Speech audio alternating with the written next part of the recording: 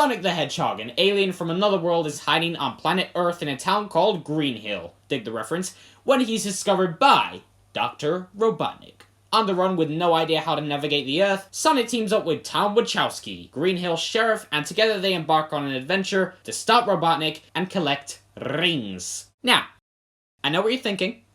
You think I'm about to list a few video game movies that I actually like, right? Well, here's the thing. There isn't any. Video game movies for me range between bad and terrible. Even movies like Mortal Kombat, which I do enjoy watching, only entertain me because 1, that soundtrack is dope, and 2, it is just so bad it's good. So that may give you a pretty good picture of how excited I was for the, Sonic the Hedgehog movie. But wait, there's more! I am actually a really, really big fan of Sonic the Hedgehog. Back in the day, and even right now as it happens, when it comes to video games, for me it's either Star Wars, Kingdom Hearts, or Sonic the Hedgehog. So I found myself in one hell of a conundrum. It's a video game movie. I usually hate those.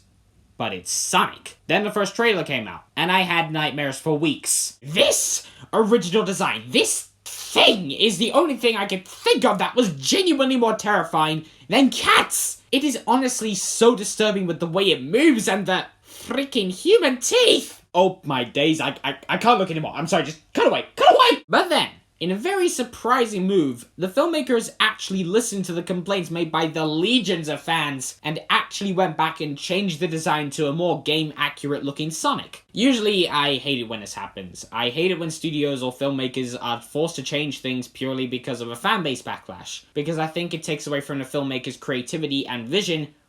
But on this rare occasion, all I can say is, thank you, thank you, thank you! Despite all of this, my cynical ass was pretty sure it would ultimately end up being yet another shitty, generic video game movie that from the trailers eerily reminded me of Detective Pikachu, which had me worried. So, you may think I'm insane, and you're right, but anyway, I really enjoyed this movie. No, it is not a masterpiece, I wouldn't even call this a great movie, but for the most part, I had a lot of fun with it. Sonic himself is great. I don't think I could be happier with the portrayal of Sonic the Hedgehog in this movie. He looks great, and I really gotta hand it to the visual effects team who worked on this movie because of what they were able to do with the redesign in the time that they had. Whereas the original horrifying design opted for a more realistic approach, the new design is more cartoony and accurate to his game design. Not only does the new look feel more familiar because it, you know, actually looks like Sonic, but the cute cartoony nature of the character actually fits the tone of the film. Ben Schwartz gives a really over-the-top and cartoony performance as Sonic. If they had gone with the realistic design, then it would have conflicted with the movie's tone, not just because it would have contrasted with Schwartz's extremely hyperbolic performance, but also because the movie does legitimately rely on you thinking that Sonic is cute, and not, you know, that. With this new design, the movie actually does a really good job of making you enjoy Sonic as a presence, even if it's just from a visual perspective, and I would even argue that it makes it easier to feel for him. Ben Schwartz does a fantastic job as the voice of Sonic. He is suitably over the top and hyperbolic, and similar to the many voices of Sonic the Hedgehog before him, he is able to convey that thrill-seeking spirit that Sonic is known for almost perfectly. This version of the character is basically a loner. He has no one to talk to except himself, and surprisingly the audience, as he does occasionally break the fourth wall. While you can draw obvious comparisons with Deadpool, it does work really well in this movie and does kind of suit the character, which makes Ben Schwartz's portrayal of Sonic the Hedgehog feel more unique when compared to other portrayals. One of the reasons I didn't like Detective Pikachu was because of the human characters. They had a pretty strong mix of bad writing and bad acting in order to deliver consistently terrible performances, and I was really worried and confused as to why the people behind Sonic the Hedgehog had basically tried the same thing. So you can imagine my surprise when I actually found myself liking the human characters in a Sonic the Hedgehog movie? The hell? James Marsden is really good as Tom Wachowski. He comes across as such a nice dude, but not in an obnoxious way. It feels more natural and more human, and I found it basically impossible to hate him. That, and he also had some of the movie's funniest lines. His interactions with Sonic are actually great, and I loved it whenever these two characters were in the same room together. The movie is overall about friendship, as the friendship between Sonic and Tom is the center of the movie. You have Sonic, who has been alone most of his life and seeks a connection, someone he can call a friend. And then you've got Tom, who seeks more of a purpose in life than what he actually has. both of them find what they are looking for in each other while on the run from Dr. Robotnik. In contrast to the heroes, you have the absurdly weird relationship between Dr. Robotnik, aka Dr. Eggman, and Agent Stone. That is absolutely hilarious, but also kind of tragic. You have Agent Stone who is trying to be the Doctor's friend, but Robotnik just shits on him constantly. It's such a hilarious, tragic relationship between these two characters that I just couldn't help but be engaged in whenever these two were on screen. Jim Carrey owns the role of Dr. Robotnik. Carrey's comedic timing and his physicality do remind me a lot of Ace Ventura, but in a good way. He has this really infectious energy in his performance. So infectious that I literally could not give less of a shit when the guy was doing something dumb even if I tried. He's just so much fun to watch because he's having fun with the character. There's this running joke throughout the film where Robotnik will undermine people that he views as underdeveloped compared to himself, which in his mind is basically every human being and creature that he encounters, which never got old. He will stop at nothing to make sure that you know he is the smartest guy in the room. Also, sorry Cavill, Carrey's Tash is infinitely more glorious. While I do like the theme of friendship and the arcs that the characters go on, the story overall is really simplistic and extremely predictable. Although with that said, I do appreciate that this movie doesn't do what practically every video game movie does and doesn't have the story centered on the hero trying to prevent a world-ending catastrophe. I mean, even the latest Tomb Raider movie did that.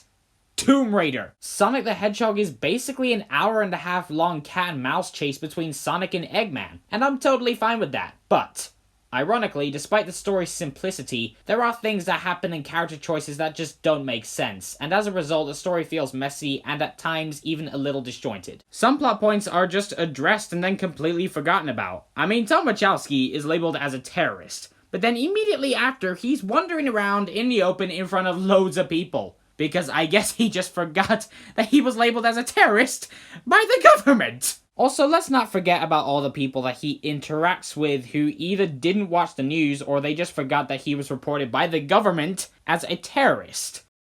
I mean, come on. Luckily, the movie is very fast-paced and moves fast enough so that A, you're never bored, B, so that you're almost constantly entertained. There is never a dull moment in this movie. Something is always happening, whether it's characters talking and cracking jokes, Jim Carrey being Jim Carrey, cute visual gags with Sonic, or even the surprisingly cool action sequences. But there are still some atrocious moments in this movie. Despite how much I like the characters, the dialogue ranges from tolerably cringy to obnoxious and annoying. Also, I could have done with a lot less of Sonic doing things like the floss.